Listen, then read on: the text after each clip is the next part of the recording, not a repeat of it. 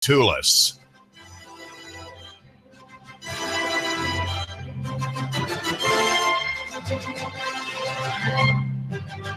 I don't doubt that the folks at the Sheriff's Department in Bradley County, the sheriff and his associates, are devout men. They're probably Christians.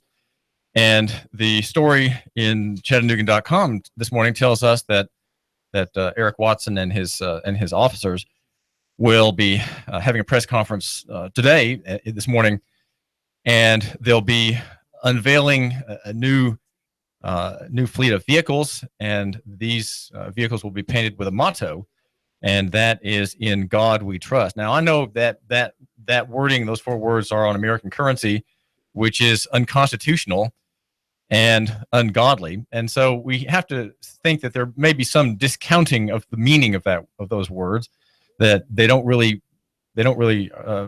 pretend to say one thing, and yet they gloss over and paint over and make look nice a pig, right? Perhaps the dollar is a scrofulous fiat money currency that has no inherent value and is a form of robbery, official robbery of the people. And those bills have that wording on it. But here we have police, or rather, I should say, excuse me, sheriff's deputies' cars, new ones out of the factory, and they have "In God We Trust" emblazoned on the sides and maybe on the rear. What does that mean? Does the phrase mean something? I would like to think that Eric Watson intends it to mean something, and that there's not reason to question his authentic belief that "In God We Trust." Now, and I would like to suggest, very, very likely, I'm willing to believe, without having interviewed Sheriff Watson, that it is a genuine suggestion of the God of the Bible, right? The God of the Bible, the one and only God. All the others are mere fabrications, mere idols, mere inventions, and he's referring here to the real one, right? The one who made the world, made his nose, right? Made his chin, gave him a soul, gave him his body, gave him his eye color and his life, and so there is something devout about it, and there's something true about it, and so what I'd like to suggest is that if these words are to mean something, that we should propose suggestions. We should whenever those words appear, we should take them at their face value, assume the very best about them, assume their authenticity as far as God's is connecting the hearer or viewer of those words to the true God, and say, now what? Now what do we need to do? How do we live according to this statement? Is the statement meaningless? Is it glorifying a pig, or are these words really, really true? And are we to understand them to reach back into the cruiser itself, right? Not just covering the cruiser like a little bit of paint, a little decal, but reaching back into the cruiser to the man who's in the seat, to the inmate who's in the back seat under arrest. Maybe that person's Billy Joe Rogers, who was found slain by inmates. A man held, detained in that county jail, and his mourning survivors, having now contracted with Attorney John Wolf, demanding millions of dollars in compensation for this man's slain in a jail. Do the words on the side of the vehicle reach back? Do they have in them the claim of reform, the desire for reform, the intention of reform, to do better in the use of force? And God does have a lot to say about this particular ministry, right? The sheriff is a representative of the state. He represents the law. There are three great ministries given to mankind. There's the family, there is the church, and then there is the ministry of the sword. And that in our day, that's the state. In past times, it's been the monarchy. It has been the republic. These represent the sword, right? And the sword has a limited power, limited authority, and there's a lot thought that can be done good by the sword nowadays, using the sword as a ministry of grace. It doesn't work that way, and so we have in our time a kind of mass totalitarianism, soft and hard varieties, suggestive totalitarianisms, commercial totalitarianisms, all kinds that operate today in our economy here in Southeast Tennessee, and so that's that they operate because the duty of the sword is not properly understood. In fact, its duty has been widened so greatly to work in areas where the ministry of grace works. That is to say, the ministry of the family and the church. And so you have great confusion and you have great abuse.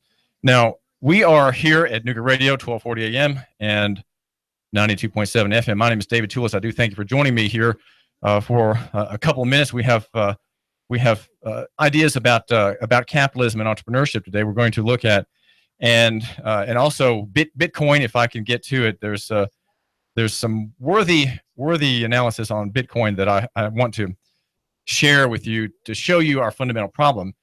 Always we look at these problems not just to complain about them, right? We're not just complaining about grandma yelling at the Fed and all of her predecessors who gave us the Federal Reserve System and national control of the economy, right? We have a nationalized debt-based economy where common people can't survive anymore, and those who make the killing in the financial markets, in the 25% of the national economy that's financialized, meaning based on gambling and debt creation, they're making a killing in nominal dollars every year, and the common man's wages are stagnating, and his prices at every point seem to be rising, and his financial security, less and less. And that's because we have a system which is designed to work. It's working like it's supposed to, right?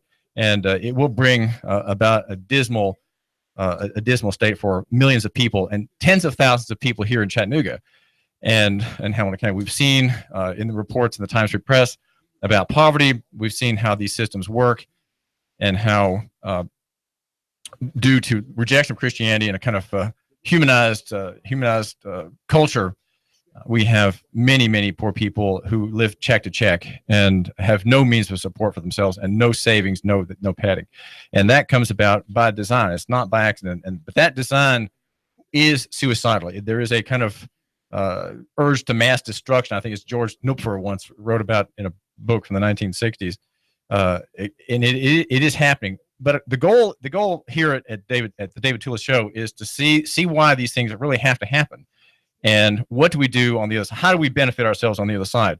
Now, getting back to the question about in God we trust. If we trust in God, then that obligates the sheriff's deputies in Bradley County to make sure that an inmate like Billy Joe Rogers is not kept with men who are being held for violent offenses, right? If they're being held and detained for trial and have not made bond, and this man there for a minor infraction, if even that, not I think he didn't show up for a court hearing because he got stuck in traffic. That you can't have a man killed by being around brutes that you're also holding for trial. That can't be. And so it seems to me that there should be what I think in the Roman Catholic tradition you would call the sanctity of life, a respect for the sanctity of life. I don't think there is a sanctity of life, but there is a requirement to protect it, and that's because every soul with a body, every human being, right, man or woman, is made in God's image, and so that has to be protected. You protect human life because each person has a soul and is made in God's image, and that has to be protected. Life can only be taken lawfully, that is to say, after a conviction for a capital offense, and in no other way can life be lawfully taken. There has to be a conviction of a capital offense. And what we have in policing, modern policing, is a great carelessness about this, what we'll just mention here, we'll call it here the sanctity of human life. There is not a care to preserve human life. 1,000 people are killed a year, roughly, and the figures are, I think they may be declining, but 1,000 people a year are killed by police, usually shot dead by officers. And so if we trust in God, can we have a training mechanism that allows that to happen? Can we have a statute controlled by our representatives in Nashville that allow that to go forward? And in our state, we have this abusive permission by officers in Tennessee Code Annotated 3911-620. That's the use of deadly force by a law enforcement officer provision. That is something that is a kind of license to kill, and it's a license to kill that is often used. I think the Chris Sexton killing in Hamilton County is the most recent use of it, and that was done not far from where I live, at the Saudi Daisy Tractor Supply entrance point, right there near the off-road transmission, car repair place. If we trust in God, then the officers will not ever act without a warrant. Okay, that means to say that until there's a warrant for an action by the officer who has force, right? The officer, the deputy in Bradley County, the deputy in Helena County, until there is warrant or probable cause, the officer is impotent, helpless, and weak. He is without force. He may have a machine gun on him, but until he has probable cause or warrant, he cannot act. He is simply just to stand there. Okay.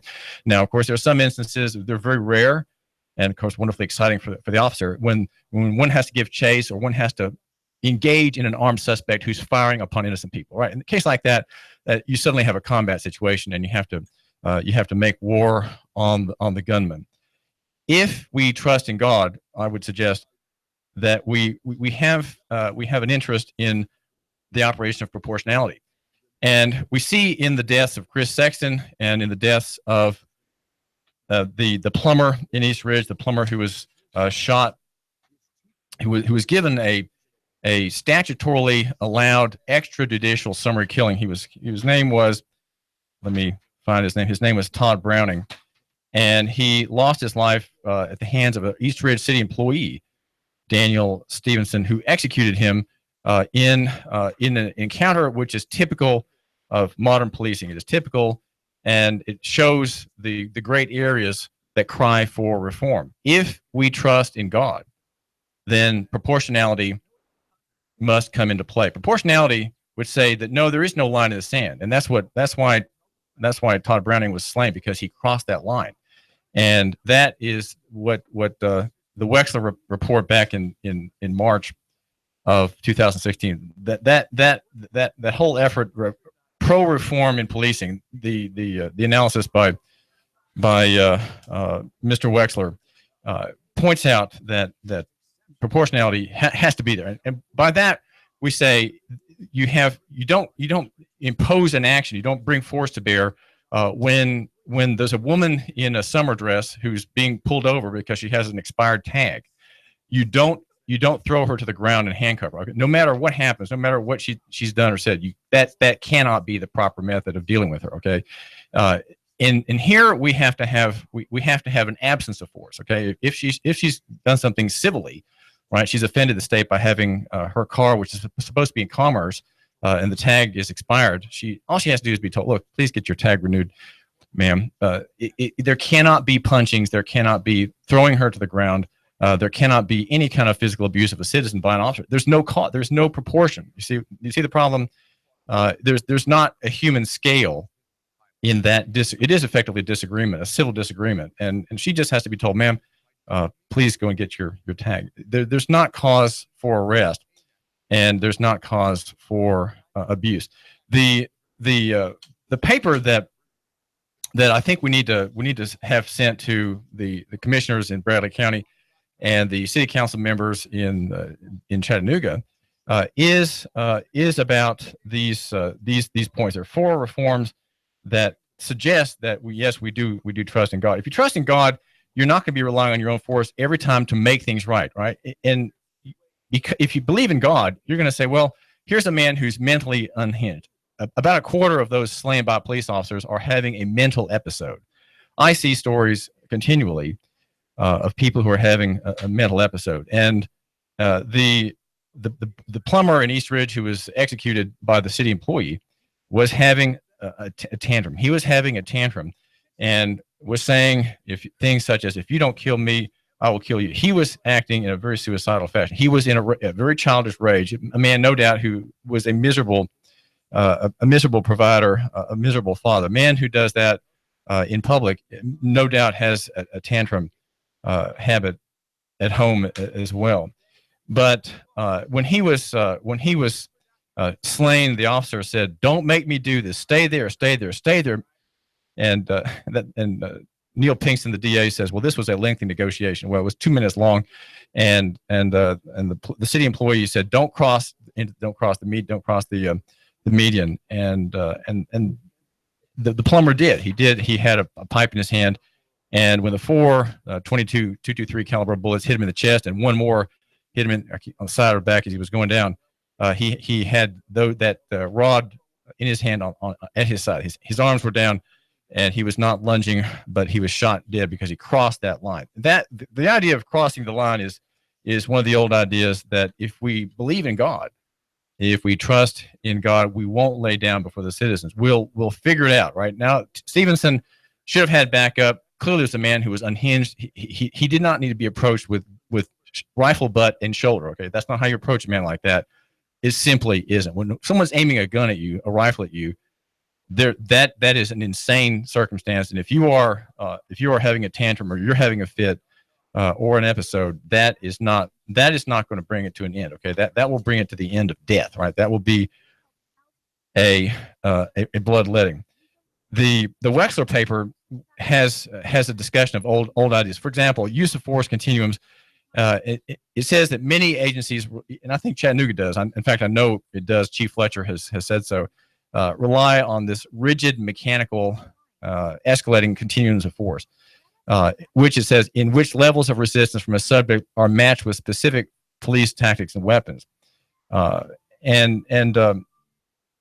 you're holding a blade and you're defying an officer, there's a difference between charging at the officer using the blade offensively and using it holding it defensively. And if you're mentally ill, suicidal, or acting defensively, there's no way you can be executed. Okay, there's just simply no way. It should not be allowed ever that an officer can kill a man who's holding a knife. And we've seen pictures of officers lining up and executing a homeless man who's holding a knife and making threats. Okay, I'm going to kill you. Okay, a 55-year-old homeless man with his bag on the sidewalk, surrounded by 9 or 10 officers, and he makes a startling movement toward one. Now a sudden step, and then that fusillade of bullets cuts him down. That's a sin. Okay, that's a murder.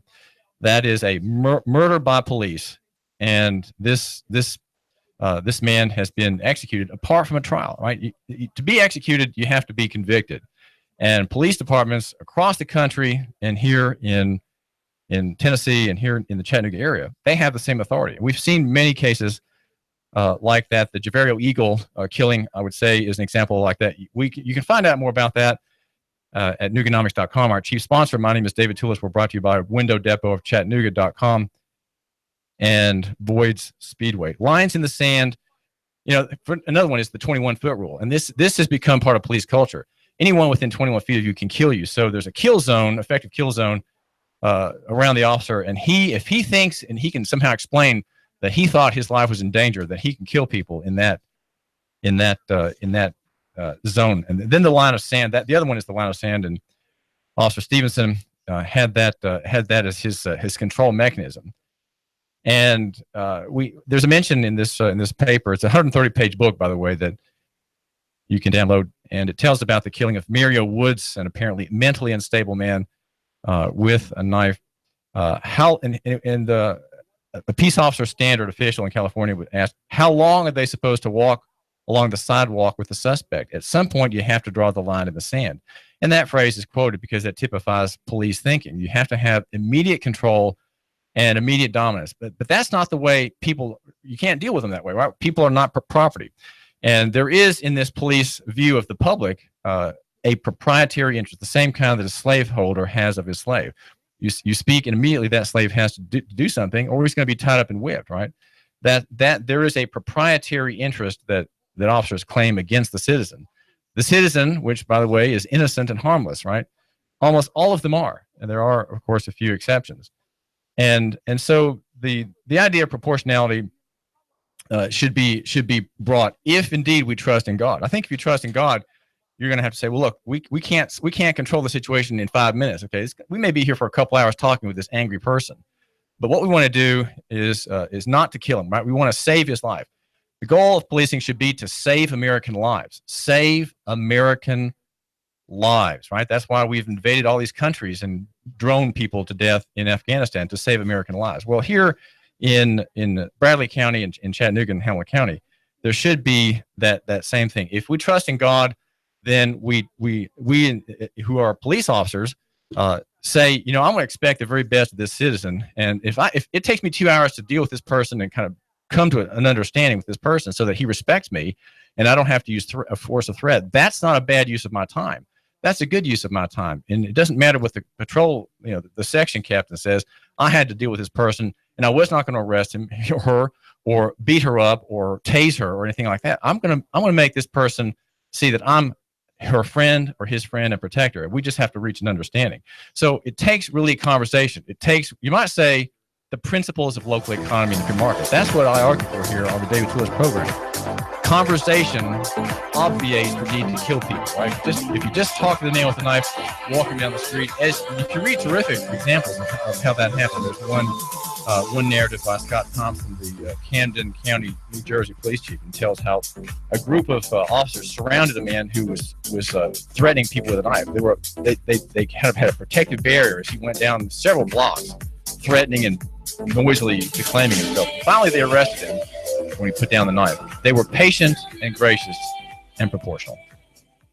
The Tennessee Valley's news, talk, and sports leader. Nooga Radio, AM 1240 and 92.7 FM.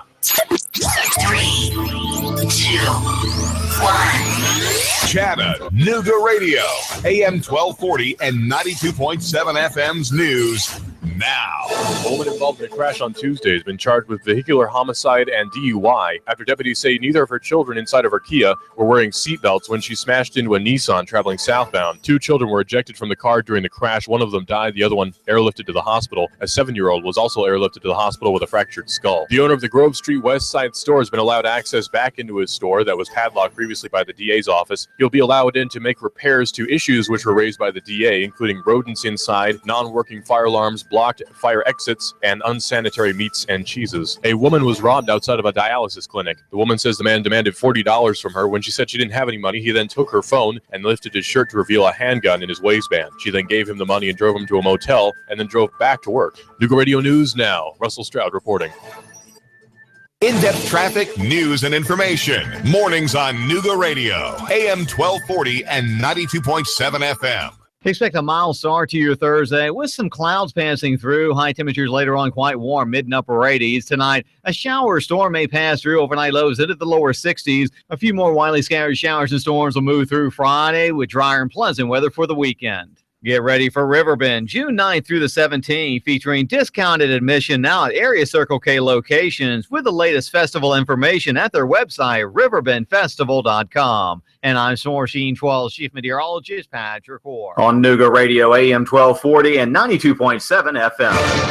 Nooga Radio, AM 1240 and 92.7 FM knows your opinion is important. So call 800-8949. Agree or disagree. Call 423-800-8949. 800-8949. Nooga Radio, AM 1240, 92.7 FM, and 95.3 HD4. News, talk, sports. Nooga Radio.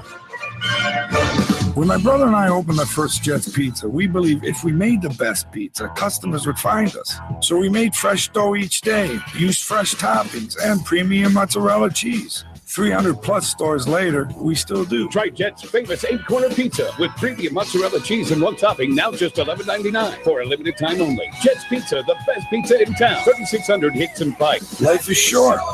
Eat better pizza. Let's get Jets.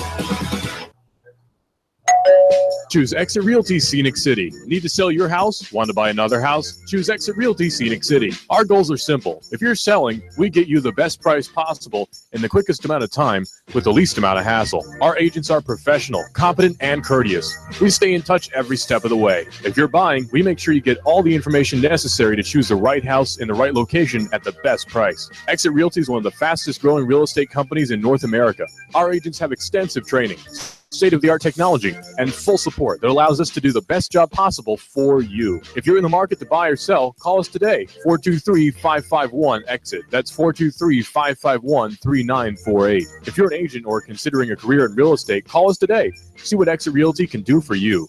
No desk fees, residual income, technology to the max, and people first. Call us today, 551-EXIT. That's 551-3948. We're located at 7610 Hamilton Park Drive, just off the Bonnie Oaks exit. Need a tiller to get things going for the spring? Spiff up your porch, maybe your deck? Come on by and get a pressure washer at Action Rental. Family in town, need some tables and chairs for an event? Come on by and see us, Action Rental. This is Dan at Action Rental on Lee Highway. Come by and see me. Action Rentals. Final expenses, funeral cost, cemetery lots, unpaid medical bills, probate cost, debts. Debts are due and payable upon death of debtor. Will these costs produce a burden and hardship on your loved ones? Who will be responsible? How will they handle them? These costs can total many thousands of dollars, only compounded greater with the grief of losing a family member.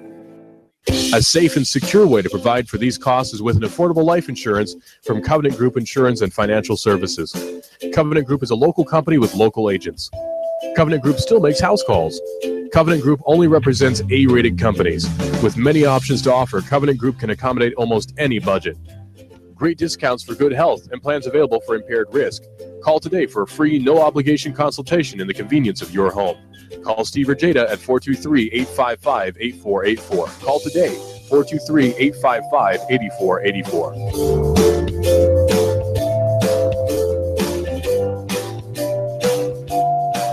I've got a $10 bill for you at the best paint store in Chattanooga. David here. Big savings in exterior stains. Chattanooga Paint and Decorating. More than a paint store. Bring up $100 on your next upgrade. Plunk down just $90. Save on all outdoor stains in stock at Chattanooga Paint and Decorating. Prolix Sickens. Benjamin Moore, Flood, Sanson, Richards. 10% off through May 13. Jim and his team are here to help and advise and to help you hold on to your money. 5529 Hickson Pike. Chattanooga Paint and Decorating. ChattanoogaPaint.com. The Tennessee Valley's news, talk, and sports leader. Nooga Radio, AM 1240 and 92.7 FM. Now, the smartest guy with a bow tie in Chattanooga, Tennessee, David Tulis.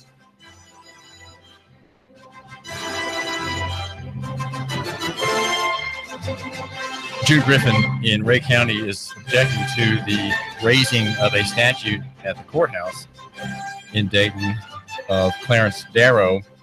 There is an historical interest in having him there as part of the show, part of the demonstration about the John Scopes trial that was over the teaching of evolution in public school. That was a violation of the statute at the time that forbade the teaching of scientific paganism of that variety. And he was convicted. And June, of course, is she's a Christian perfectionist. She's an Americanist, if you will. She believes in America.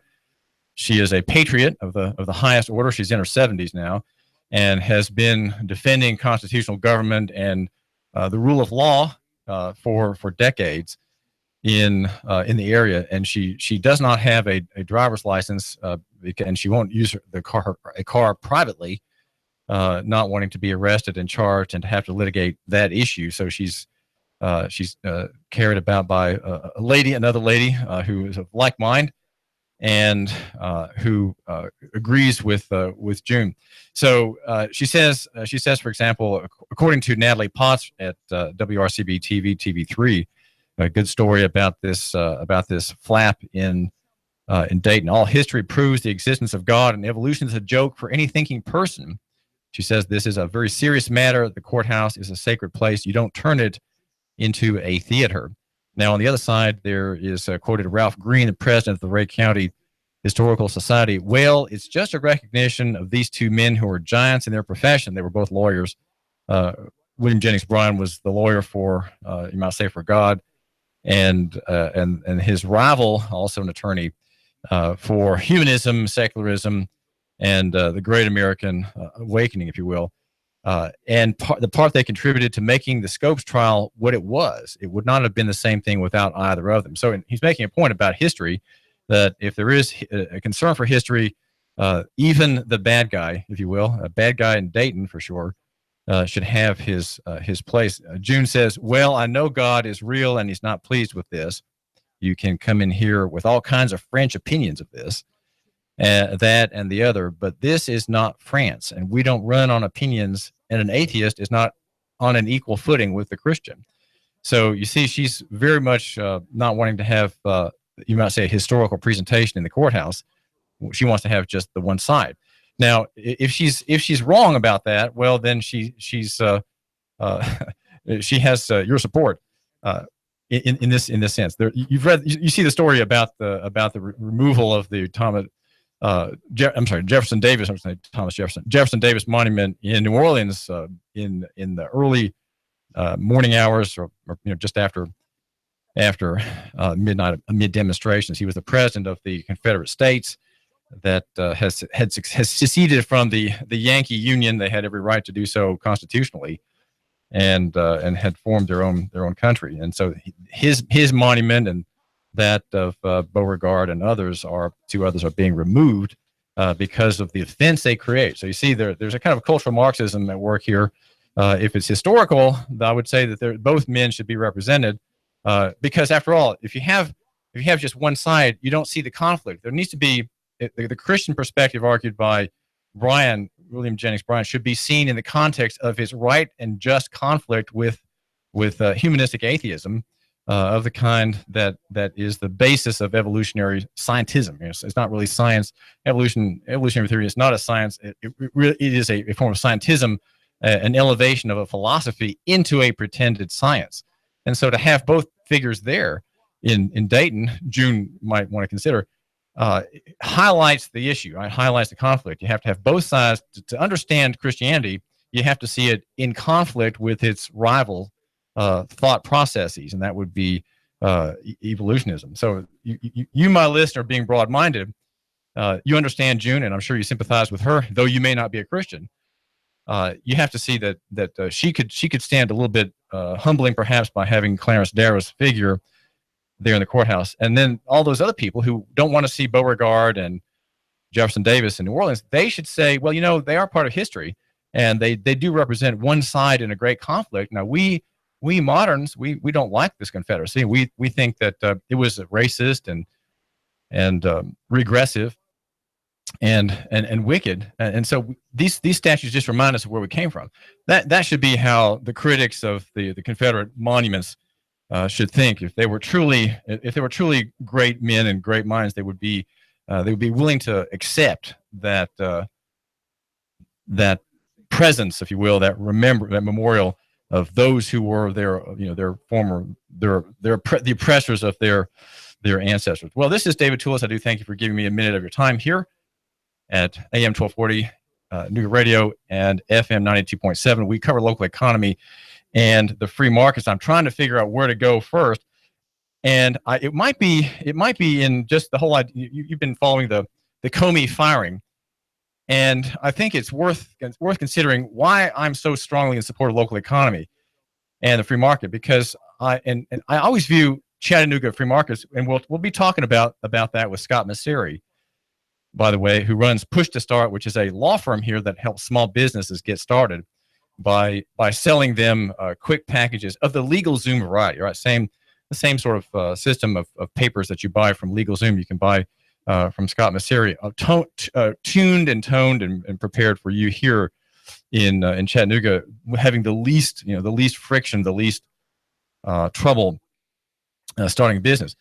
We cover business and we cover local economy. My slogan, just if you are just joining me, my slogan here at Nooga Radio is love your neighbor and buy local. We're highly prejudicial. We are very greatly prejudiced people, favoring local over national, right? Favoring the near over the far, the small over the big, and the simple over the complex. And then also in the footnotes, we're the good people in Washington and of the types, the cultural Marxist types in New Orleans. They argue against me, and I would say back to them, I would defy them. I would defy them with my sword in my hand and my other hand on the butt of my revolver. Personal is better than corporate, and physical is better than abstract. The FBI is part of the modern totalitarian state, and all the talk about the credibility and the integrity of the FBI, that's just marketing. Okay, that's just marketing. There is no real concern for the public, especially in the government of that organization. Remember, Waco came from the FBI. The Randy Weaver executions at Ruby Ridge came from the FBI. The spying on Martin Luther King, that was from the FBI. The COINTELPRO program came from the FBI as well, where protesters and peaceniks and people, local economy type people who were often with long beards and hair and believed, some of them, in free love. They were targeted. Though they were peaceful, they were viewed as enemies of the state. By whom? By the FBI. And the FBI is a kind of a Stasi here in the United States. And the idea of it being independent, that's just marketing. It's marketing. The deep state wants you to believe that your security is of deep concern to that organization, and that its concern is fighting crime. Well, that's not been true for some time. It has not really ever been. Well, it was at one time fighting crime. It was in opposition to the Pinkerton Detective Agency, and as I'm trying to the name of the author of the story at Mises Institute has a nice piece about it, making the bold argument, abolish the FBI. Well, that's not going to happen. But Ryan McMacken, he's writing this review of this agency. It was formed in 1908 to counteract the great influence and the great benefit of private detective agencies. Pinkerton, the leader among them, but it represents no longer fighting crime, but supporting the modern terror state, if you will. There's a quote that says this: the FBI has the ability to bend or suspend the law to impinge on the freedoms of others. This is a maxim, and the part of the FBI that had the training in that theory was the so-called counterterrorism training. This came out in Wired.com, and the writer of that piece was Spencer Ackerman. And the FBI admits, well, mistakes were made, and we are correcting those mistakes. But of course, these things happen. No one's fired. No one loses his head for that. The goal is not fighting crime; it's national security. Just one more national security agency. It is, in fact, on the FBI's own website, it says there's a question, a Q&A. Is the FBI a type of national police force? Well, if it were, it's not allowed, because policing is a state function under the Constitution. But the answer there is no. The FBI is a national security organization that works closely with many partners around the country, et cetera, et cetera, et cetera, right? To address the most serious security threats facing the nation. Well, that's just more of the same. We've had that for a long time, competing against private agencies and private solutions, and having much support from those who wanted progressive interests. That would be pro-labor, the cartels of labor management, and it is a grand organization serving the national interest, and not security in the sense of private crime, but pretended foreign threats. And so I'm not impressed by Comey, and whomever replaces him isn't going to be changing the fundamental idea of that group. Don't forget, the United States is in many ways hated around the world for clear and simple reasons. You ask yourself, are we threatened by the North Koreans? Well, no. The North Koreans are a tiny and impotent little power, a Pacific Ocean away. There's nothing they can do to harm any one of us, not you, not even your son or daughter if your offspring is serving in the military in the Orient. There's no possible danger that it can pose to any American interest. And yet, of course, there's the stoking of war talk. That's part of the media's job, is to keep you on edge, right? Not let you think about local economy and the free market and local solutions. If you're worried enough about Korea, you're not going to be thinking about what you can be doing to support your family and support local economy and your neighbor here in Chattanooga. Professor Michael Chosudovsky writes at globalresearch.ca. He is a dissenting academician, and has done me a second favor in a week's time now of reminding us about why Korea might actually hate Americans, and why the people of North Korea are very bitter. Remember, these are subject peoples. These are not a free people who can make their own minds up. They are trained by their government to hate parties that the government hates. They're victims of progressivism, just like you are, but in a different way. And Chosudovsky points out that the North Koreans lost 25% of their population in the Korean police action. Ask yourself how many thousands Americans lost. or what percentage of our population we lost, say, in World War II. Well, we lost 0.32%, less than 1% of the population in the war. The United Kingdom lost 0.94%, again, about 0.9%. France lost 1.35%, meaning about 1 1/3% of its population in the war. China lost nearly 2% of its population in the Great War. We lost, again, 0.32%. Less than half of 1% of Americans were killed in the war. But the Americans destroyed every city in North Korea. We carpet bombed cities. Remember, carpet bombing is when you just drop bombs without seeing whom they're hitting, right? These are not drone strikes. These are high powerful munitions, fragmentation and phosphorus and other, designed to destroy all life, including women and children. So America, in many ways, is a terror state. We are a terror state with a great record of terrorism around the world. And guess who is responsible for that? Well, the patrons of the FBI. The FBI, which is there to find kidnapped children, right? That's why. If there is a crime you could say that the FBI might care about, that's kidnapping. But kidnapping is an offense that has almost disappeared entirely. Every kidnapping case is solved. There are very few unsolved kidnapping cases. But Curtis LeMay, the general, says in a memoir, we killed off 20% of the population. We burned down every town in North Korea. And so we wonder why there's even public dislike in that country among the slave population of America. And we wonder why the head of that country can say bad things about us. Well, to them, officially, and in their people, we are perhaps a great Satan, though I don't think that the North Koreans use that word for the American empire. They use other words that we can't translate. There's some photographs at LewRockwell.com of Korea now, and photographs of total urban infrastructure destruction by American bombers. There were B-29s at the time, and probably some B-17s were used to holdovers from World War II, leveling North Korea. 25% of the population killed. That is called genocide. So you ask yourself, why are you negative? Are you not American? Well, I'm very American, but I'd like to suggest that I'm not a patron, not a fan of the United States. You might say the business interest of the United States that has done these kinds of things without regard to innocent human life. If they're innocent people, they should not be killed. Would you agree with that? Do you think that's true? Or should innocent people be killed just because their government is involved in a war? Their Marxist communist government in Pyongyang, involving itself in a crossing of the border with its southern rival, seeking unification, possibly seeking to impose cultural Marxism on the South. Do we kill innocent people because a government does something like that? Well, my goal here, defending local economy and the free market, is to say, well, every person deserves to live. Starting with the unborn child in the womb, that child should be protected by law.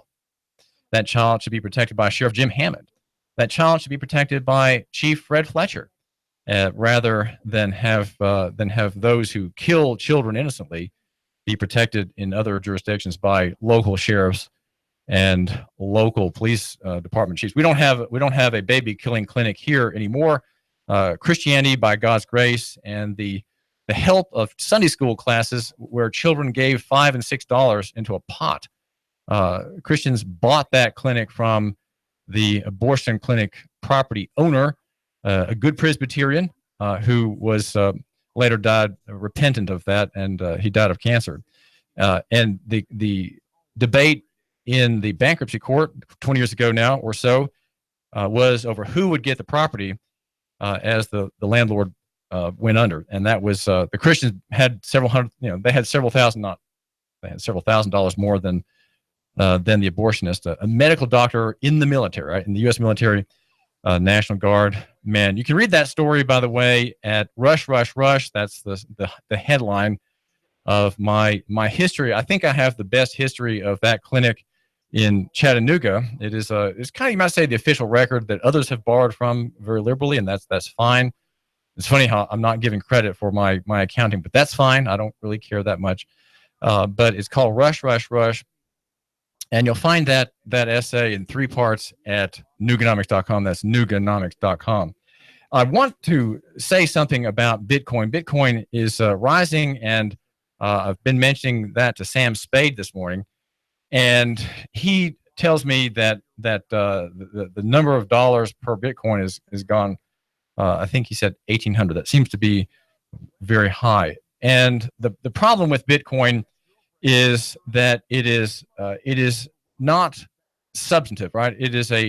There are two kinds of money. There's substantive money, and then there's social construct money.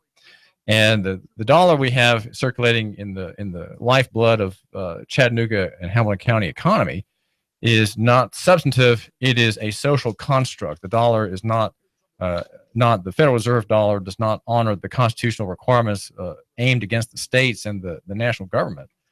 And so it is, and that is because in the Federal Reserve Act of 1913, the Congress created its own bank, right, from which it would fund its empire in the decades ahead. And that's what we have: empire. We have multinational wars. We have unprovoked invasions of other countries. We have pretended terrorist acts against American citizens. 9/11 was not. It was not purely a Muslim endeavor at all. It was an inside job. We have things have become so great, right? So internally twisted, even demented, that we are a deeply troubled people. Let me just say, but Bitcoin is a social construct and not substantive. And I think because we have an interest in Bitcoin, we have people who are wanting freedom. Bitcoin is a picture. Bitcoin is a picture of people wanting freedom. The activists in Bitcoin are almost all of them are freedom-loving people. They're trying to escape the surveillance state. The United States government has, for decades, since the 1970s, made an aggressive militant war against privacy. And it has shut down effective places where you can store your assets privately in the Caribbean. Even Switzerland was forced to cave under federal pressure, and people who have bank deposits in Switzerland were kicked out and reported on and got into trouble with the IRS for having assets and incomes there that were not reported on their tax returns. That whole nexus of war against privacy, against the war of property. When you make love to your wife, there's nothing wrong there, right? It's not illegal. And yet you don't want the government sitting there with a camera making a record of it, right? And so the whole idea that you're supposed to accept surveillance because you're innocent and not doing anything wrong is just a crock. It's a crock. Privacy is a property right. The ability to do things without anybody knowing your business is a property right that's been almost totally voided. David Tulis. The Tennessee Valley's news, talk, and sports leader. Nooga Radio, AM 1240 and 92.7 FM. iBuyChattanoogaHouses.com, Chattanooga's premier house buyer. Do you have a house you need to sell fast? We are buying. Call us today. We are local folks. We will buy your house as is, no repairs needed. We will give you a cash offer and close on the day of your choice. Call us right now, 423-834-7321. Need to sell a house fast? We are buying. Are you experiencing one of these situations? Inherited a house you have no need for? Behind on your property taxes? Nightmare tenants making your life miserable? Too many repairs needed and don't have a desire to fix? Behind on payments and facing foreclosure? Recently divorced and need a way out of the house? Never really wanted to be a landlord and just want to cash out? Trying to relocate and need to sell your house? Do you need to sell a house fast? We are buying. No fees, no hassles, no repair costs. Close on the day of your choice. Our process is simple. Call us today. We inspect your property right away. We make you a fair cash offer. We close on the day of your choice. Call us today, 423-834-7321. Visit our website, iBuyChattanoogaHouses.com. Call us today, 423-834-7321. iBuyChattanoogaHouses.com. Need windows? Hey folks, do you need new windows? Good news. Window Depot of Chattanooga has a great special going on right now. 10 high-quality, energy-efficient double-hung vinyl windows installed for only $29.90. That's right, 10 double-hung vinyl windows, only $2,990. And yes, they qualify for the TVA rebates. Call 894-0011. Window Depot of Chattanooga today, located at 5950 Shalford Road. Call 894-0011 today. Here comes the bride, here comes the bride. She's walking down the street. And she's wearing a stunning diamond ring that's a fraction of the cost that her man would have paid at one of those overpriced mall jewelry stores. Rick Davis has a plethora on quality diamonds and gold rings, and he wants to pass the savings on to you. Did I say plethora? How about overabundance? That's right, an overabundance of gold and diamonds. So before you decide to get crazy and pay full retail on an overpriced piece of jewelry from one of those cookie-cutter mall jewelry stores, come on out and see Rick Davis Gold and Diamonds. Top quality gold and diamonds at a fraction of the cost. Intermarital bliss with an engagement and wedding ring from Rick Davis. Hey, he'll also buy your gold and diamonds with cash, and more cash. Rick Davis Gold and Diamonds, Brainerd Road, Chattanooga. And there goes another happy bride. Are you shovel ready to build a house, but you're not a builder? Are you shovel ready? Michael's Homes is ready to bulldoze its way to a solution for you. You have ideas on what you want in a house, but you're looking for someone to bring your ideas into a plan and turn your plan into a house. Michael's Homes, custom builder. Michael's Homes has lots available and a new subdivision. River Bay Estates, that's Harrison. Maybe River Watch in Saudi Daisy. Choices galore, lots, houses, beautiful homes all over Chattanooga. The Canyons, Hickson, Crystal Brook, Appison. Drive in, take a look, consult with us. We build on your lot or ours. Homes-Chattanooga.com. Call 423-413-9929. It is Eric Jones hard into the outside wall, and they are still 3 and 4 wide. It looks like we're racing at Talladega. Caution flag is out. It looked like Denny Hamlin was trying to get by Ricky Stenhouse. Got into the back of Ricky at the line. Man, that's a close one. Matt Kenseth wins stage 1. Green checkered flag is out, and Brad Keselowski has won stage 2. Dale Earnhardt Jr. into the wall. That will bring out the caution. Caution waving once again. And again, it's Dale Earnhardt Jr. involved. Oh, trouble. Ty Dillon has gotten turned to the inside of the racetrack, and Clint Boyer has just nailed him. Matt Kenseth falling back, the field storming by. Something wrong. Now we see sparks from Kenseth's Toyota. Larson chucks him off. Coming off turn number 2. Nose to tail. Now it's Logano to the high side in 3. Joey Logano, a winner here at the Richmond International Raceway. Hear it live on Chattanooga's official NASCAR radio station. Nooga Radio. WBLZ HD4 Ooltewah. W224AZ Chattanooga. WSDT Saudi Daisy Chattanooga. CBS News, I'm Frank Settapenny. The next man up at the FBI is set to testify at a Senate hearing that's about to get underway.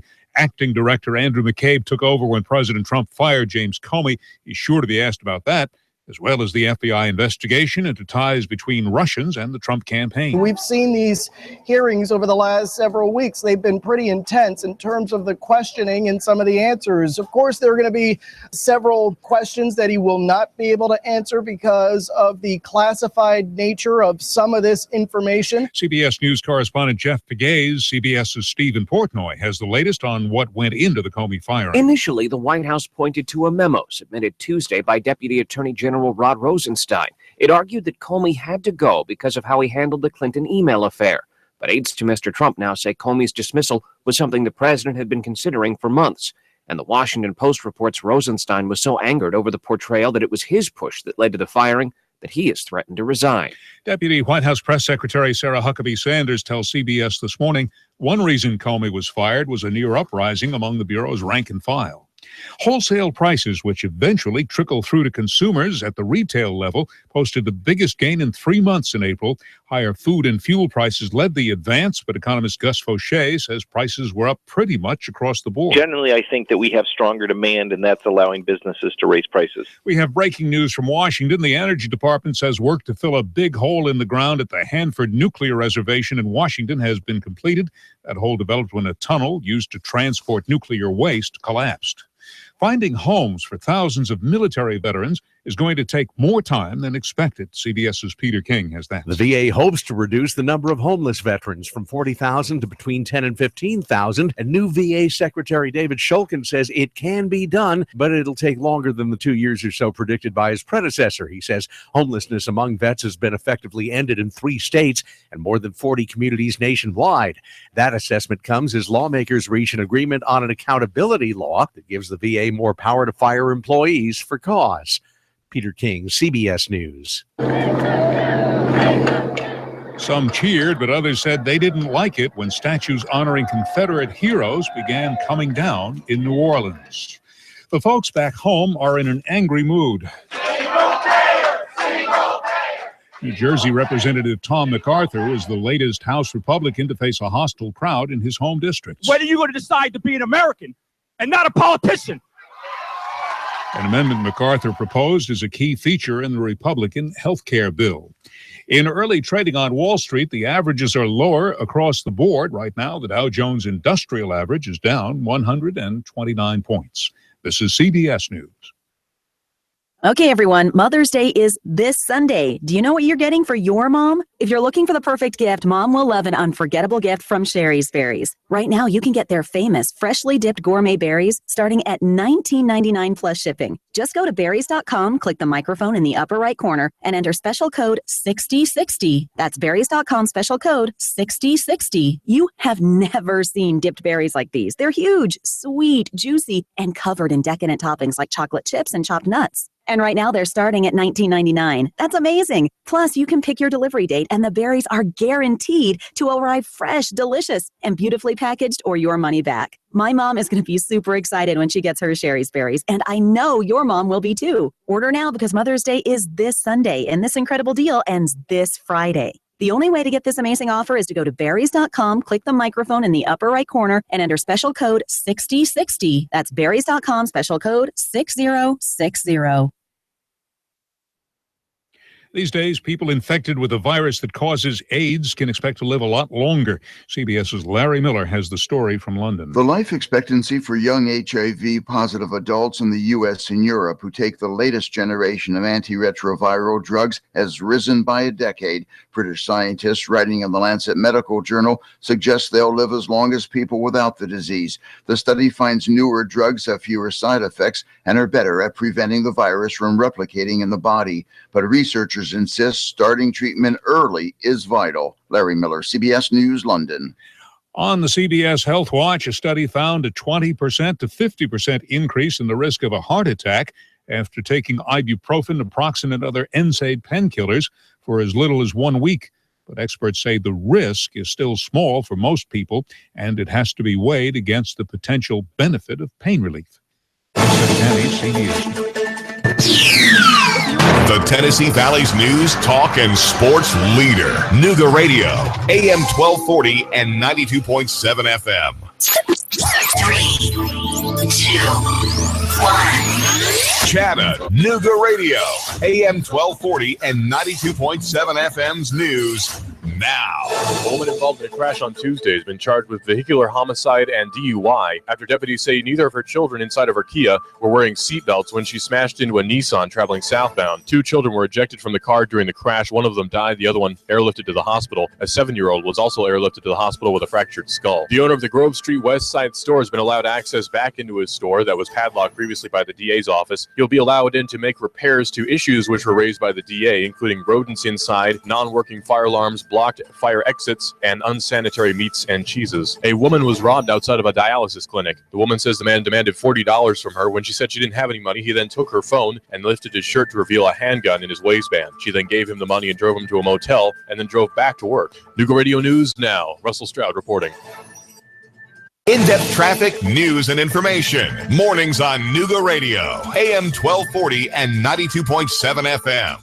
Expect a mild start to your Thursday with some clouds passing through. High temperatures later on quite warm, mid and upper 80s. Tonight, a shower storm may pass through. Overnight lows into the lower 60s. A few more widely scattered showers and storms will move through Friday with drier and pleasant weather for the weekend. Get ready for Riverbend, June 9th through the 17th, featuring discounted admission now at Area Circle K locations with the latest festival information at their website, riverbendfestival.com. And I'm Soar Scene 12 Chief Meteorologist Patrick Hoare. On Nooga Radio, AM 1240 and 92.7 FM. Nooga Radio, AM 1240, 92.7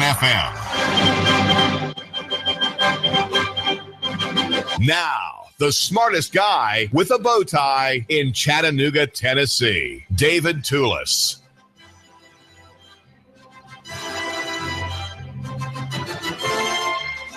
All the folks who think that economic development involves buying large tracts of land by the government then subsidizing a factory to arrive. The factory is built and 100 men and women are hired. They think that that's economic development, and in a way it is. But for prosperity to be prolonged and deep and organic, I suggest an alternative model.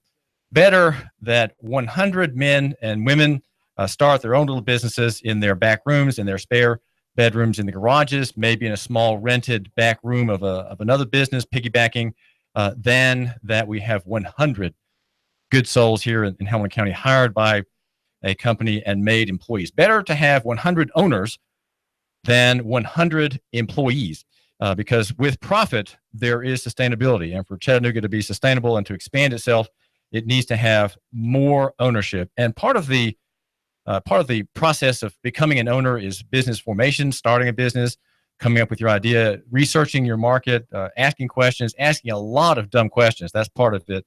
And seeing whether your idea or your product or your gadget has a real prospect in a local market or maybe a global market, maybe on the internet.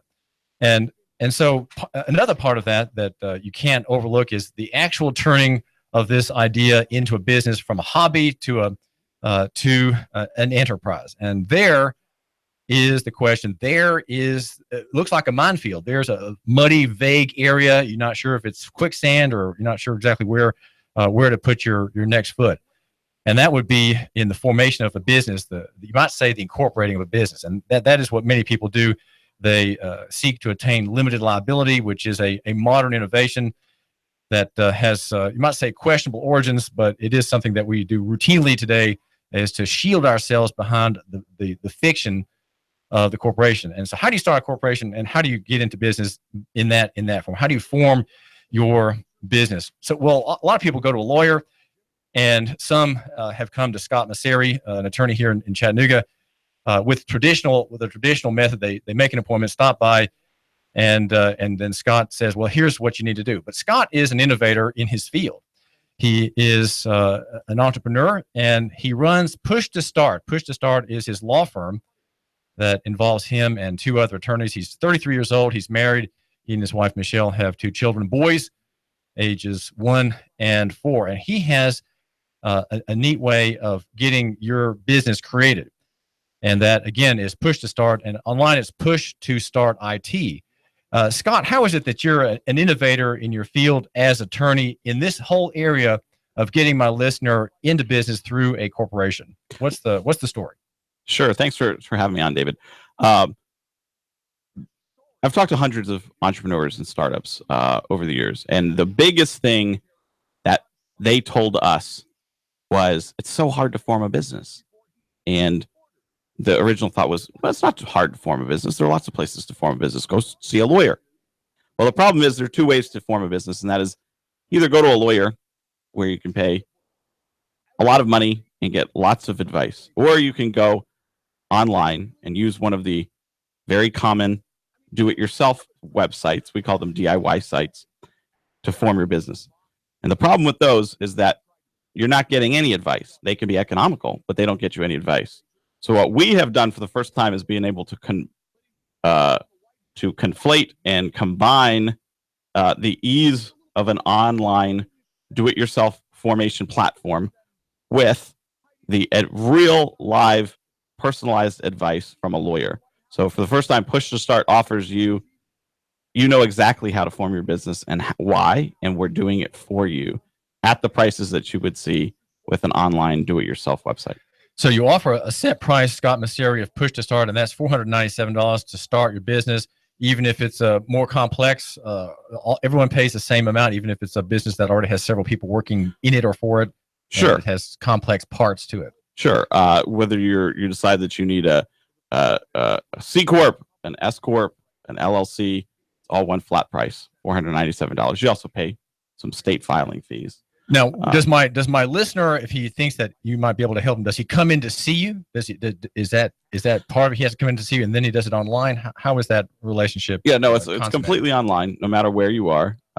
You start by visiting our website, pushtostart.it, and it takes about 5 minutes to answer some questions about your business. You don't have to know what you're doing. You just kind of answer some questions. You set up a time, and your attorney actually calls you when you pick the appointment time. An attorney will call you and talk to you and provide real legal advice for your situation, and then talk to you about the best way to move forward. Well, what are some of the questions that my listener might have before he has that encounter with the attorney? For example, an S Corp versus an LLC has different tax implications. Sure. What are the questions that he has about that, and what kind of answers does the attorney, let's say, give to that caller? Right. So if you're an entrepreneur, you know your business really well, but you might not know exactly the best way your company should be set up. So one of the big questions we have is, am I an LLC? I've heard of an LLC, but I've heard of a corporation. I don't know if I'm big enough to be a corporation. What's an S corporation? Should I be a nonprofit? The type of business entity we get is probably the biggest question we get. But those conversations are not ones that can be handled in 15 minutes, Scott. In general, they can. We've like I said, we've spoken with hundreds and hundreds of entrepreneurs. We know exactly kind of where those pain points are. What kind of business are you forming? How are you funding that business? What do you want your ultimate? You probably don't know what your tax structure you want to be, but how do you want to take money out of the company? Do you want to employ yourself as self-employment? Do you want to take a salary? All of those questions factor into those things. We've done it so many times, and we have some legal expertise. Well, let's say the last two questions you asked the answer is yes. What would the advice be in that case? What was the question? Do you want to pay yourself a salary, or do you want to be employed? Right. So if you're self-employed traditionally, in Tennessee and most other states, you pay a self-employment tax, but you do not pay payroll taxes. Okay, that is whether or not you decide to take an S Corp election.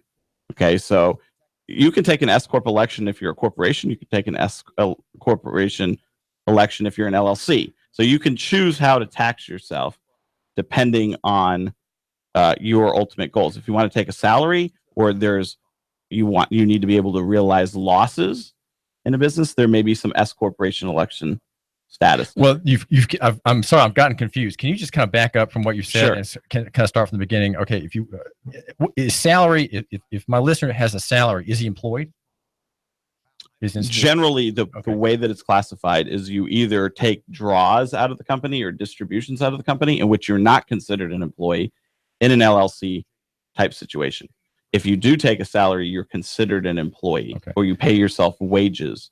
That has everything to do with the way that you select to take money out of the company. And you need to obviously you mean to pay for your personal affairs while the company is running. Absolutely. You have to pay your gas bill, your rent, and so on. Right. And obviously I would say you need to consult with your accountant about that, because that bumps up against. Okay, got it. You don't give that advice.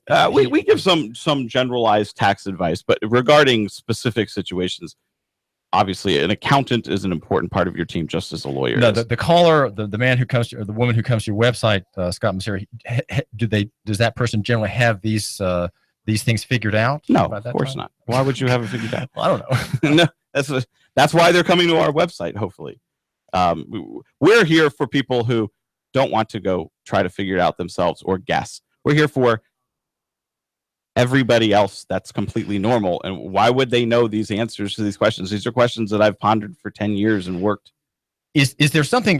This is David Tulis. I'm glad you're giving us a couple minutes. We're talking with Scott Maucere, who runs Push to Start, which is a law firm that is a competitor to LegalZoom and Rocket Lawyer and other groups like that don't offer legal advice. They offer forms, but not advice. And he offers together through his web portal, Push to Start IT.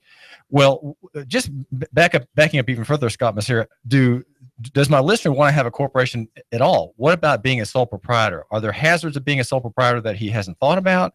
And which you would say, in light of these points, you should consider incorporating. What are some of the hazards? Yeah, that's a great question. Being an SP. We see a lot of people that come in as sole proprietors to say, I'm a photographer. What do I need an LLC?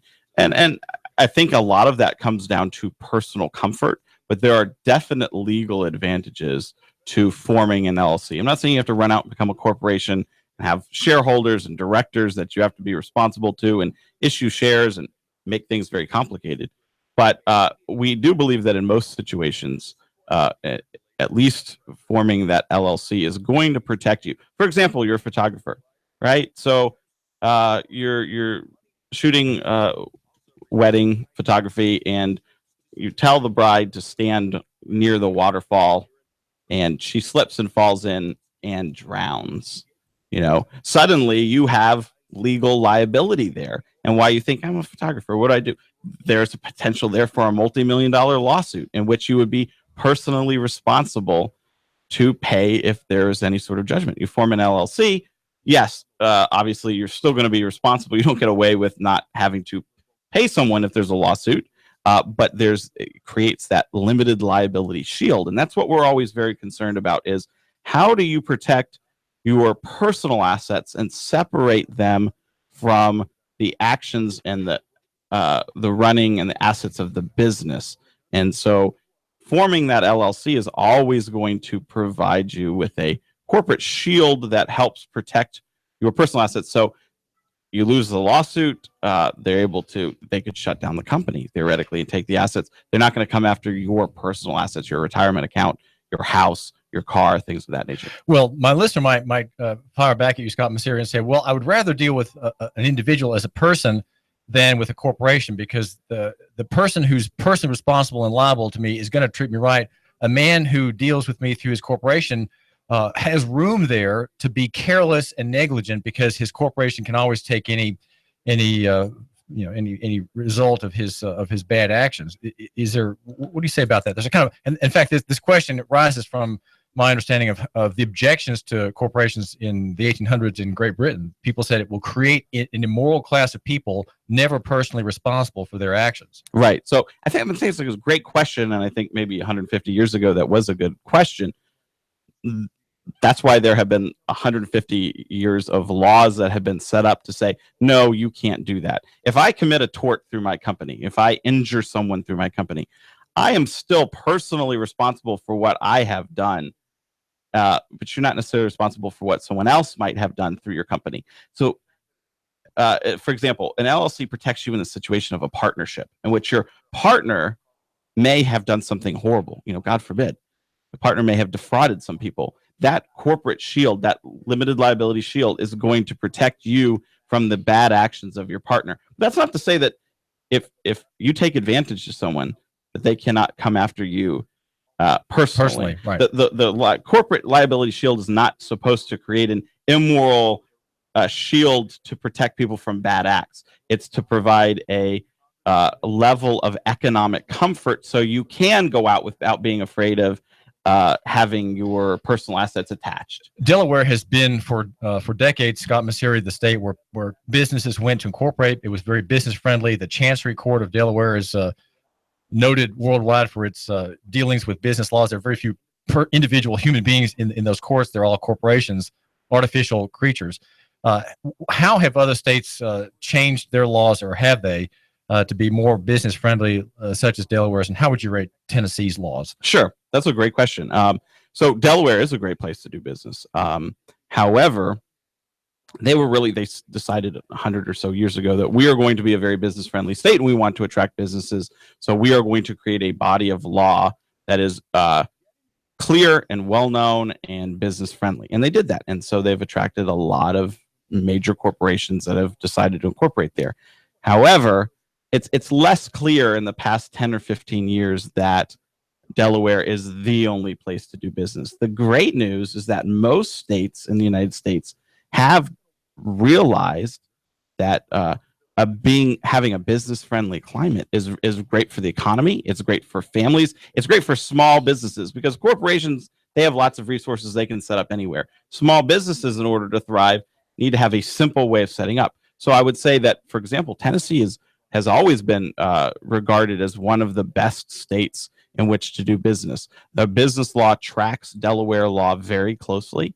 There's enough case law now and statutes that provide a business-friendly climate, and it's simpler to do business. And right now, if someone comes to me and says, I am a Tennessee business and I want to incorporate in Delaware, my first question is, why? Because the advantages to doing so now in the 21st century are much less obvious than they would have been perhaps 20 years ago. Is there an income tax on corporations in Delaware? There's not. You do have to pay an annual fee.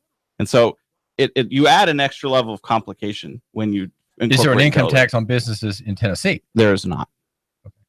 So there are franchise and excise taxes that you're responsible for. Well, say something about those taxes, Scott Maucere. We're talking with Scott Maucere of Push to Start IT, which is a one-stop shop online for incorporating your business.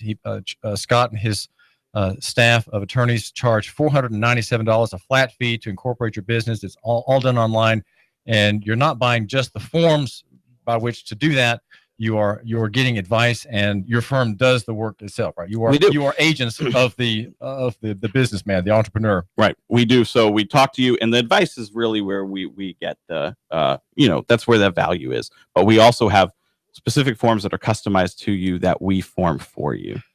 Well, I wanted to ask about these excise and franchise fees. Say something about the who is liable for those. Okay, so franchise and excise taxes in the state of Tennessee, and this varies if you go to Georgia. There's going to be a different tax regime, but in Tennessee, if you are an LLC or a corporation, you are responsible to pay, and it's a minimum of $100 a year, and you're responsible for that in addition to your annual report fee, which is another fancy way to have a tax. This is David Tulis and caller. You're talking with Scott Maucere here at Nooga Radio. What's on your mind?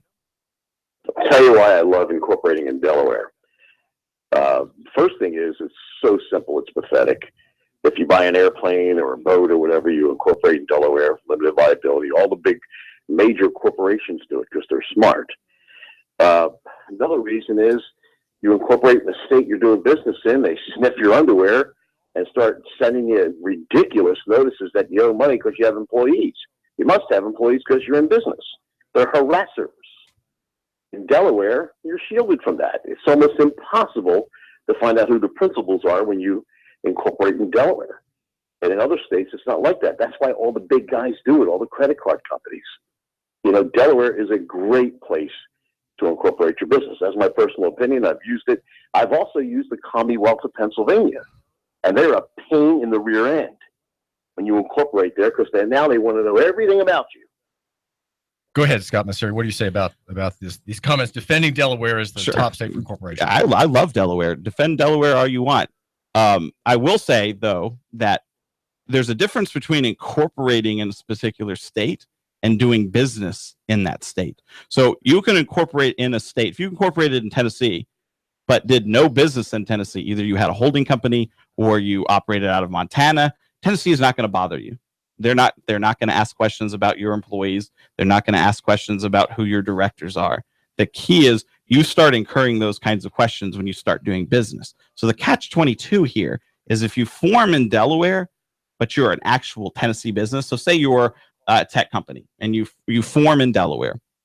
You're a C Corp in Delaware, and then but you're operating out of Chattanooga downtown in the Edney Building and Innovation District, right? Well, the minute you start in business, you are legally liable to notify the state of Tennessee that you're doing business in Tennessee, and you have to apply for authorization as a foreign corporation to do business in Tennessee. Well, guess what? It's twice as expensive. It's 5 times as expensive to to get authorization to do business in Tennessee as it is to just form a corporation in Tennessee.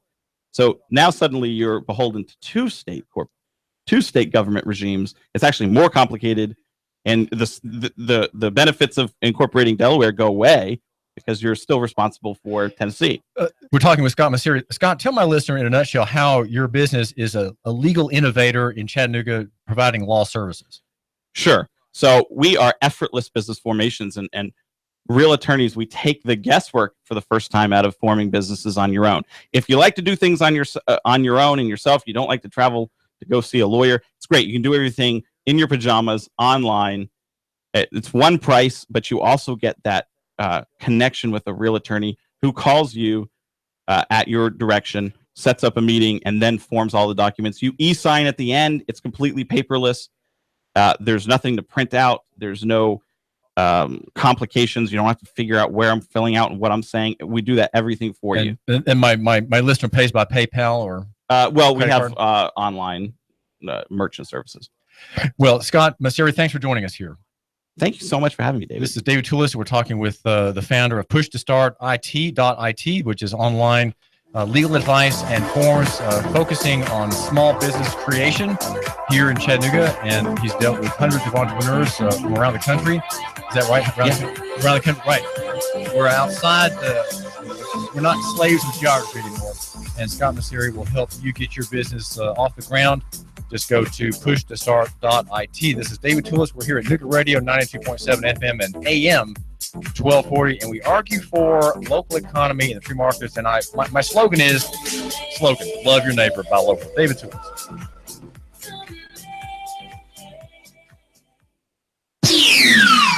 The Tennessee Valley's news, talk, and sports leader. Nooga Radio, AM 1240 and 92.7 FM.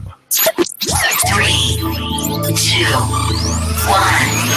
Chattanooga Radio, AM 1240 and 92.7 FM's news now. A woman involved in a crash on Tuesday has been charged with vehicular homicide and DUI after deputies say neither of her children inside of her Kia were wearing seatbelts when she smashed into a Nissan traveling southbound. 2 children were ejected from the car during the crash. One of them died, the other one airlifted to the hospital. A 7-year-old was also airlifted to the hospital with a fractured skull. The owner of the Grove Street West Side store has been allowed access back into his store that was padlocked previously. He'll be allowed in to make repairs to issues which were raised by the DA, including rodents inside, non-working fire alarms, blocked fire exits, and unsanitary meats and cheeses. A woman was robbed outside of a dialysis clinic. The woman says the man demanded $40 from her. When she said she didn't have any money, he then took her phone and lifted his shirt to reveal a handgun in his waistband. She then gave him the money and drove him to a motel and then drove back to work.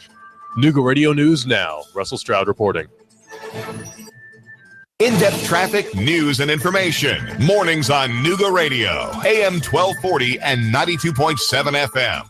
Expect a mild start to your Thursday with some clouds passing through. High temperatures later on quite warm, mid and upper 80s. Tonight, a shower or storm may pass through. Overnight lows into the lower 60s. A few more widely scattered showers and storms will move through Friday with drier and pleasant weather for the weekend. Get ready for Riverbend, June 9th through the 17th, featuring discounted admission now at Area Circle K locations with the latest festival information at their website, riverbendfestival.com. And I'm SOAR Sheen 12's Chief Meteorologist, Patrick Orr. On Nooga Radio, AM 1240 and 92.7 FM. I have the best steak selection in town. Name of the business is Don's Meat Shop, and I'm Donnie Raines. Just ask for Donnie. I make over 20 different types of sausages. Most of them are great for grilling. We have the best selection, best quality. We have the hard-to-find items. Don's Meat Shop. Window Depot of Chattanooga. They're locally owned and operated and been around since 2008, installing top-quality vinyl replacement windows. You get the best price and service in the area. Top quality double pane, energy efficient windows. They look great and save you money. Oh, I love to save money. You'll also save money on your heating and cooling costs. Call 894-0011. 894-0011. WindowDepotChattanooga.com. WindowDepotChattanooga.com. Sales and installation professionals. You'll get a fantastic job while helping to enhance the value, appearance, comfort, and efficiency of your most valuable asset, your home. Other window providers? No way. Window Depot Chattanooga's windows qualify for the TVA rebate. Sliding doors, gutters, soffits, fascia, garage doors, and other home improvements. If you want to save a ton, call 894-0011. WindowDepotChattanooga.com. WindowDepotChattanooga.com. Window Depot of Chattanooga. Sales and installation professionals.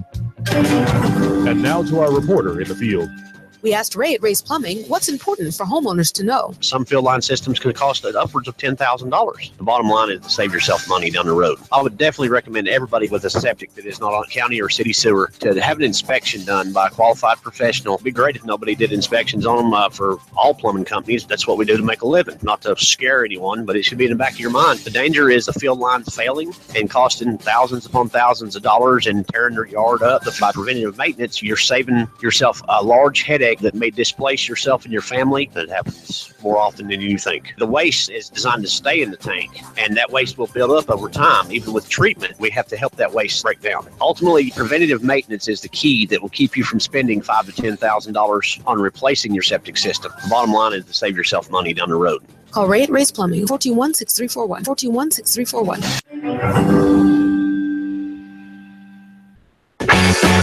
Need windows? Hey folks, do you need new windows? Good news. Window Depot of Chattanooga has a great special going on right now. 10 high-quality, energy-efficient double-hung vinyl windows installed for only $29.90. That's right, 10 double-hung vinyl windows, only $2,990. And yes, they qualify for the TVA rebates. Call 894-0011. Window Depot of Chattanooga today, located at 5950 Shalford Road. Call 894-0011 today.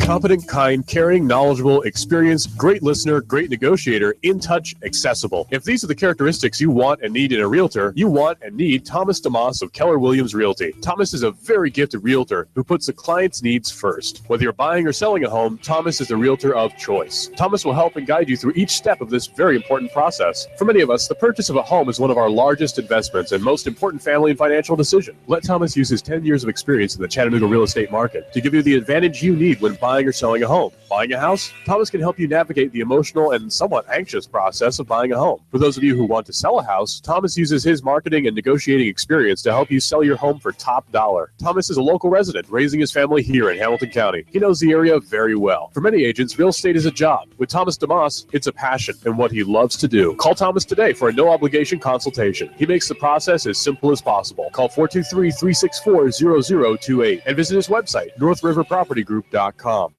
Need a tiller to get things going for the spring? Spiff up your porch, maybe your deck? Come on by and get a pressure washer at Action Rental. Family in town, need some tables and chairs for an event? Come on by and see us, Action Rental. This is Dan at Action Rental on Lee Highway. Come by and see me, Action Rentals. Nooga Radio, AM 1240, 92.7 FM. It is Eric Jones hard into the outside wall, and they are still 3 and 4 wide. It looks like we're racing at Talladega. Caution flag is out. It looked like Denny Hamlin was trying to get by Ricky Stenhouse. Got into the back of Ricky at the line. Man, that's a close one. Matt Kenseth wins stage 1. Green checkered flag is out, and Brad Keselowski has won stage 2. Dale Earnhardt Jr.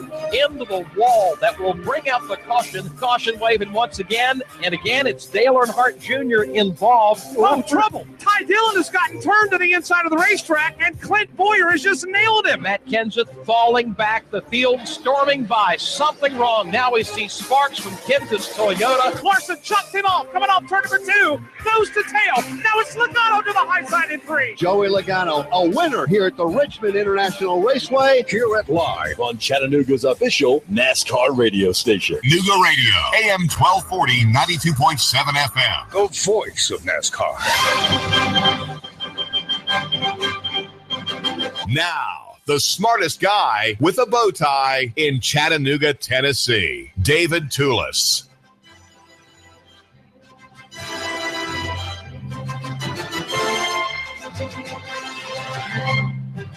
Leaving hope for you, my listener, who does not wear bow ties, that you too can be the smartest person in Chattanooga if you just read the right authors and give a moment's attention here as you are able to the David Tulis Show at Nooga Radio, AM 1240 and FM 92.7, where we argue for local economy and the free market. I don't talk about the local economy as much as the idea of local economy. But there are writers, one with an amazing and poetical name, Polina Marinova, a Russian name, writing at Fortune.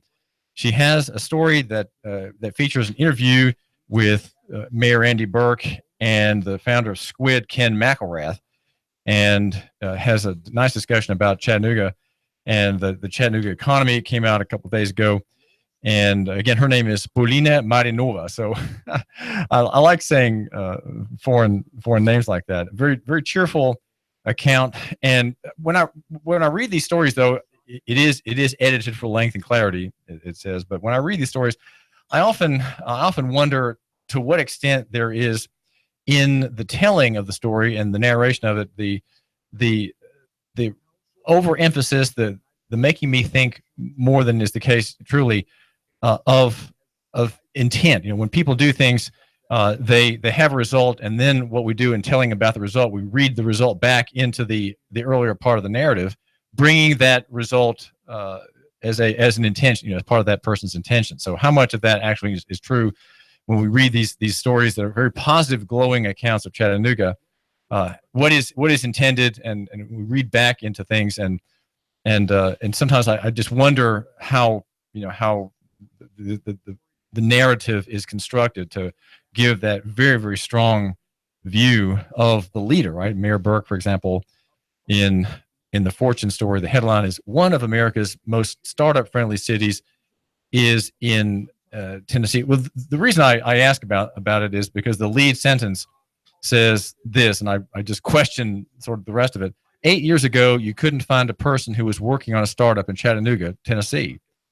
Well, that's simply not true. And so I wondered as I read further.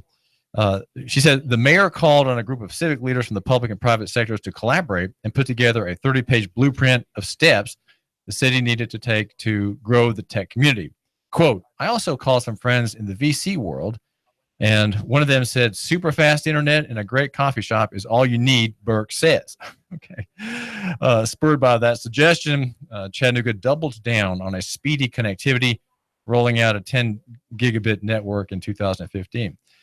Well, the cutting edge internet system helped attract new businesses to the region, adding approximately $865.3 million to the local economy since 2010, according to a UT study. Bill Fox, no doubt, propagandizing on that one.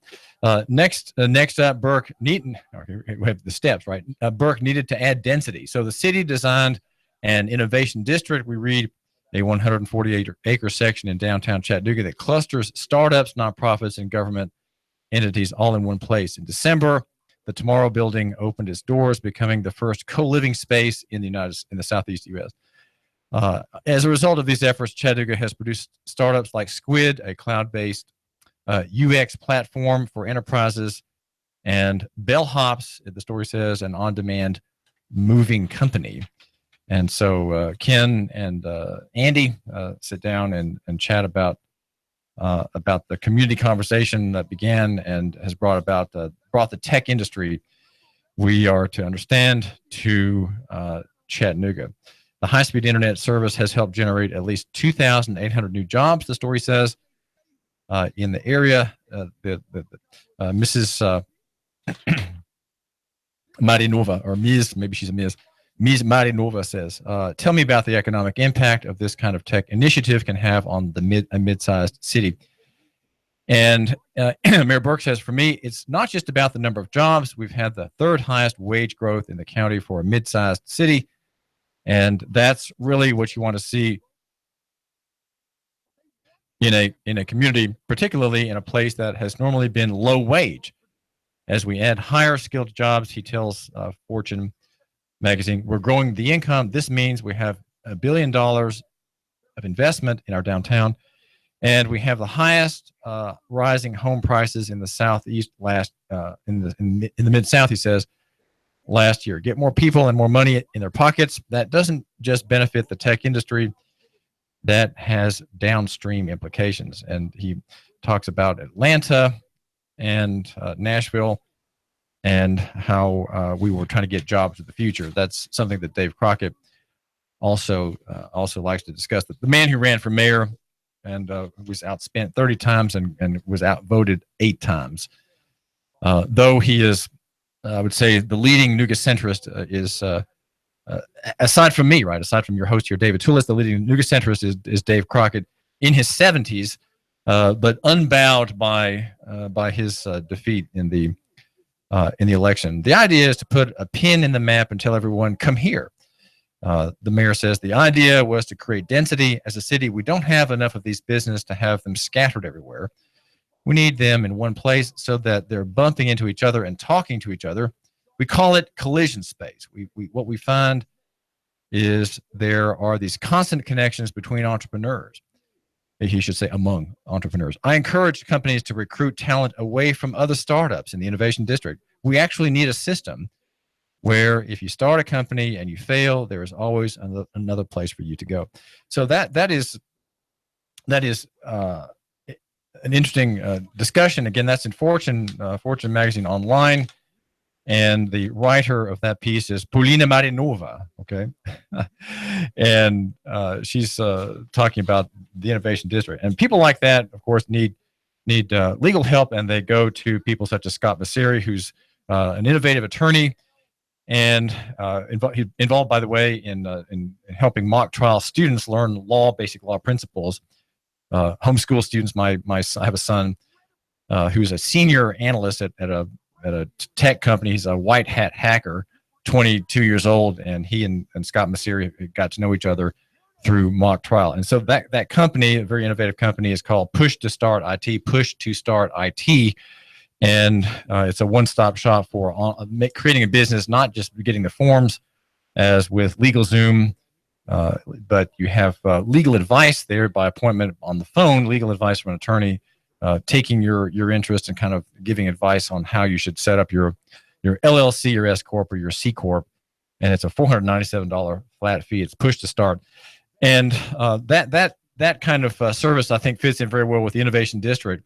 But I wonder, though, about the mayor's suggestion of these tech companies. If they're tech companies, they can really be anywhere, right? Why is location important? Well, it's important because these innovators are people.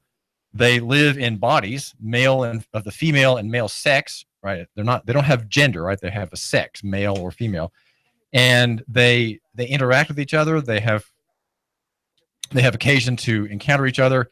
And in that collision space, as Mayor Burke calls it, you have these fruits of human interaction, which are personal. So I think it's very important to understand that while we have an increasingly digital economy, there are important and powerful claims that geography still make. People being in the same building with other people on the same floor, maybe on the next couch or in the next room with a view of downtown Chattanooga. And it's an interesting story. And we want to look just for a second here at Bitcoin. I was trying to say something about Bitcoin earlier, and I ran out of time for a very important message. And by the way, our messages are for local players, Boyd Speedway, for example, and Windows Depot of Chattanooga.com. You should pay attention to our advertisers. And here's how I make my living. I make my living by being the media, right? That is to say, the betweener between two parties. That's you, my listener, and the advertiser. The advertiser comes to me and says, David, you've got these great listeners, right? You've got Sean Hannity, you've got Colin Cowherd, you've got Alex Jones, NASCAR, and I love your CBS News. That's the meatiest news broadcast anywhere on the radio. I get all the news I need about 3 or 4 minutes at the top of the hour. And I really want to be there. I know people listen to the news. They turn on the news at the top of the hour. I know my dad always did when we took trips. He would fiddle with the dial on our old Ford Falcon. And we would hear the news wherever we were on that trip out west. It was very important to get the top of the hour. So people do that. And as the betweener between you, my listener, and the advertiser, I make the advertiser understand who you are. And I say, look, advertiser, you have a pitch for my listener. I think if you think of your argument, right, your invitation in these ways, you will get some business from the listener. And so that's what I'm counting on. And I count on you, my listener, to support AM 1240 and FM 92.7 by thinking of how the business works. You support me, David Tulis, here by going to my patrons, right? The people who say that you are valuable through the medium of this radio multimedia platform, a very, very high-tech platform indeed, with our presence online, massive perpetual presence online. Every moment we're there, right?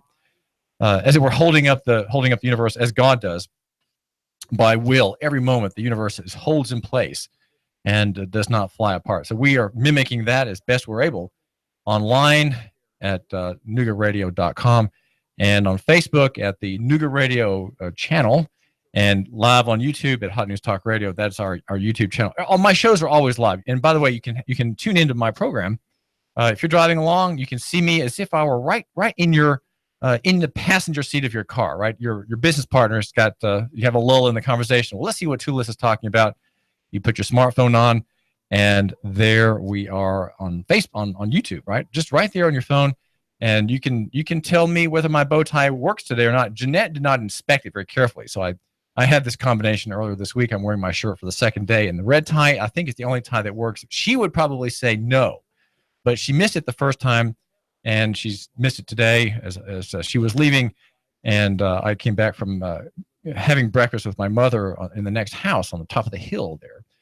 And my wife had already left. She's a tutor. She's a homeschool mom who tutors another family's son. And so she was gone. Didn't inspect my time. But there we are. We're the medium. And so you support me, David Tulis, and our wonderful loco-centric, locally owned radio station by patronizing, that is to say, shopping with and buying from, right?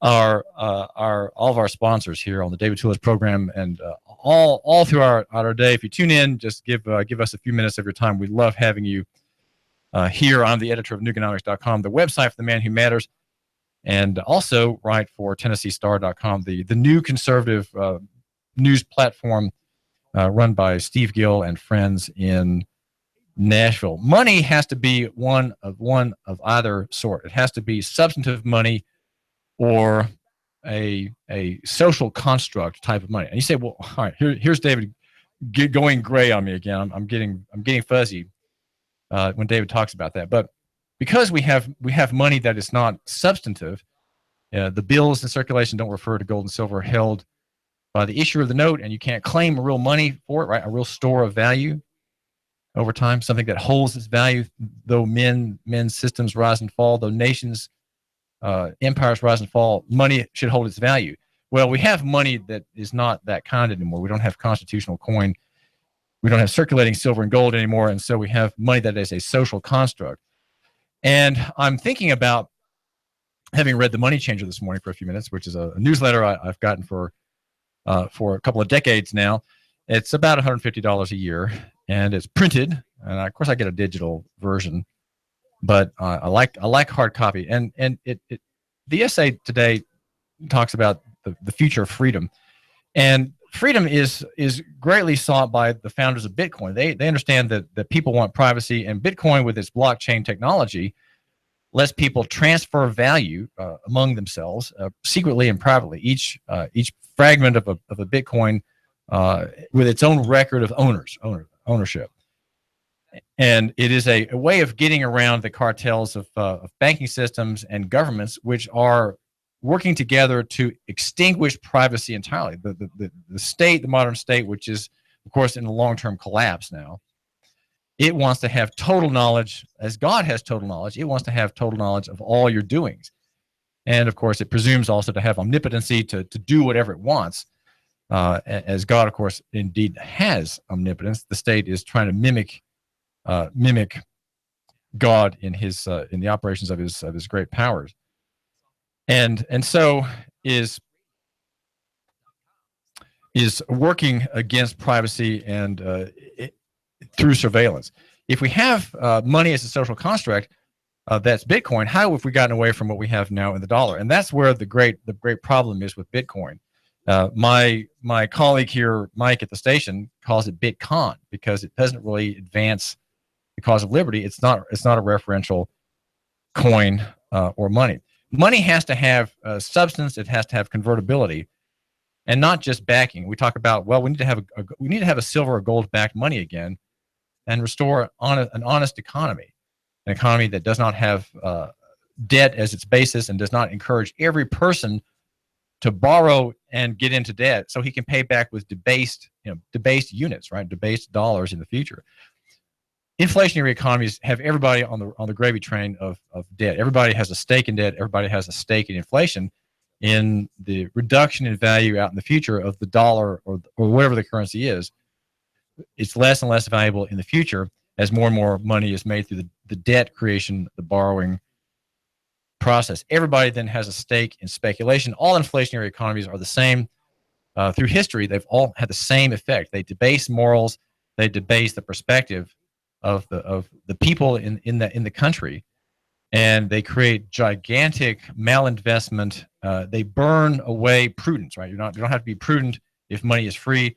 And we've had in our country free money for at least a decade now under the Federal Reserve System. Janet Yellen doing nothing to change that.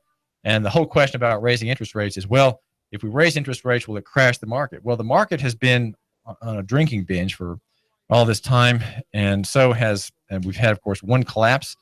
We had the collapse of 2008, and that's all come about because we don't have a substantive money. We have a non-referential coin and currency, not referring to silver and gold anymore, and so it's just a social construct. Bitcoin has the same problem. It tries to get away from the state's tyranny, you might say, the state's total surveillance, but itself, there's nothing there. It's just an algorithm that pretends that the Bitcoin is scarce, and there is apparently an ultimate limit to how many Bitcoins can be mined in the mining process. Again, all digital, all servers just churning away, trying to guess where the next Bitcoin is, and it's a completely artificial system, and the valuation for the currency, that cryptocurrency, is demand, and that there's nothing. If there's no demand, then suddenly there's nothing there, and digits, pluses and minuses, which are the substance, if you will, of that system,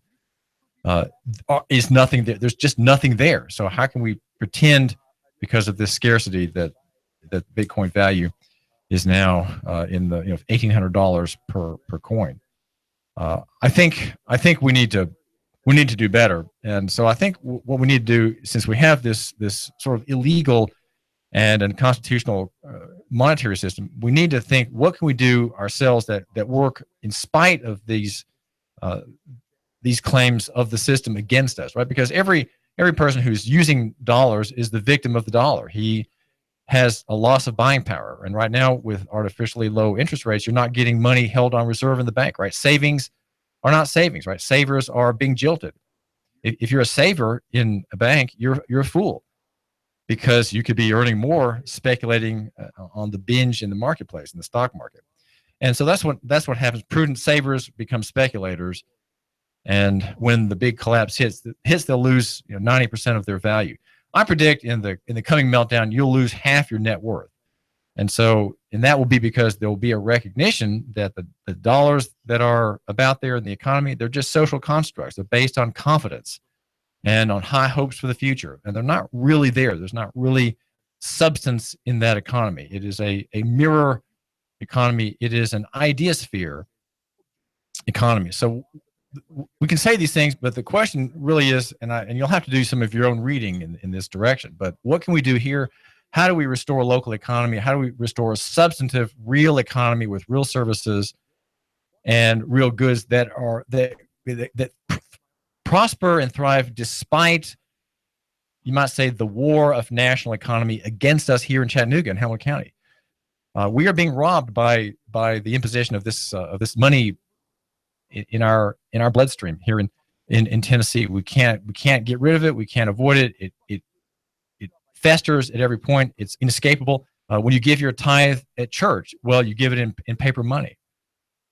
There's no way around it. We're not personally guilty for it, and yet we're all somehow complicit, and we are all being victimized by it. So my thinking in general terms is divest national and invest local, and have your value in these personal relationships, the kind that Mayor Burke talks about in his interview with Polina Marinova, of course, Maxim. They're bumping space, right? You have connection. You have what he describes as collision space there in that tech district downtown. That's the right idea, I think.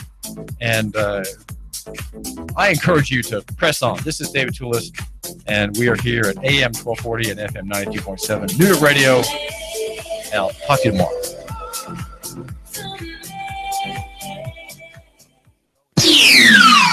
The Tennessee Valley's news, talk, and sports leader. Nooga Radio, AM 1240 and 92.7 FM. I've been a customer at SNS 14 years. It's way out of my way, but I'm well treated. I believe what I'm told. Price is reasonable. David Tulis here. Make an SNS appointment today. This week, get $50 off any 30,000-mile service or timing belt repair. And get a free combat knife as a gift. SNS Auto Repair specializes in Toyota, Lexus, Honda, Acura, Scion, Nissan, and Infiniti. 6-time winner of Best of the Best Award in the Times Free Press. 855-3436. ssautorepair.net. 855-3436. Simple cremation for $895. Why spend more? ChattanoogaCremationCenter.com. ChattanoogaCremationCenter.com. Value you want, service you trust. $895. ChattanoogaCremationCenter.com. If I'm the city's most intelligent man, it's because I take 2 shots of Mind Enhancement Complex every day. Nature's Finest keeps me stocked with my mainstay, Formula 4. That's where I start. Formula 4. Industrial farming, soil depletion, mineral empty foods. I just say no. Ask about supplements, health, stamina, circulation, heart, prostate under control. Get the Nooga Radio David Tulis freebie. Save $2 on every 5. 20% off. Nooga Radio, Lee Highway, Nature's Finest.